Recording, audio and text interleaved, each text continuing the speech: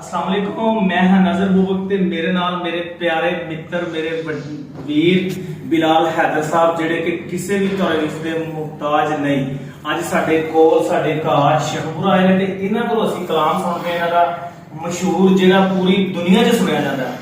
जी बिलाल हैदर साहब, सब तो पहले ते असीं तुहाडे बड़े मशकूर हां, शुक्रगुजार हां कि तुसीं साडे कोल आए। मैं हां एक इत्थे गल होर कहना चाहना, दुनिया च अक्सर लोग कहते हैं, अक्सर भी काफी लोग कहते हैं जो बंदा मशहूर हो जाता है ना अपनी औकात तो बाहर हो जाता है। ते बिलाल हैदर साहब नाल मेरा 3 दफा टाइम बनया, 2 तो 3 दफा इन्होंने मैनू कॉल की। ए नाल इन्हां दे भाई ने बुजुर्ग ने, ए भी भाई ने, ते मेरे को सगों कॉल नहीं चुकी गई।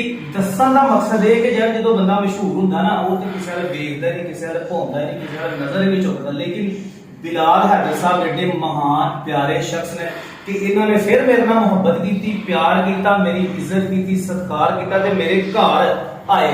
बिलाल हैदर साहब का भी मैं बड़ा शुक्रगुजार हाँ कि मेरे कोल आए ने। ते चलो इन्हां कोलों असीं कलाम सुनते हैं ते इन्हां दी भी आईडी मैं थल्ले मेंशन करांगा, उन्होंने भी तुसीं विजिट करना है तो फॉलो करना है। शुक्रिया जी। बाकी बिलाल हैदर साहब ना असीं इन्हां दा जिहड़ा पूरी दुनिया च कलाम मशहूर होया वो सुनते हैं। लो जी नजर भाई जी जी दुनिया की हकीकत बयान कर रहा एक ही शेर दे विच। जी आए वाह क्या बात। सुल्तान ठके कोई नहीं खुश होता, बड़े सुते जगा के देखे उत्ते जयाने वफा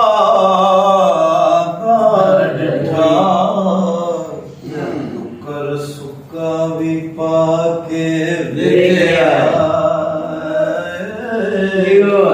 घर मालिक दा हरगिज नहीं छड़दा, ओ बड़ी बात तरा के देखिया तोता जदों भी छड़िए उड़ जाता, कईयां चूरियां पाके देखिया ओ डंग मारनो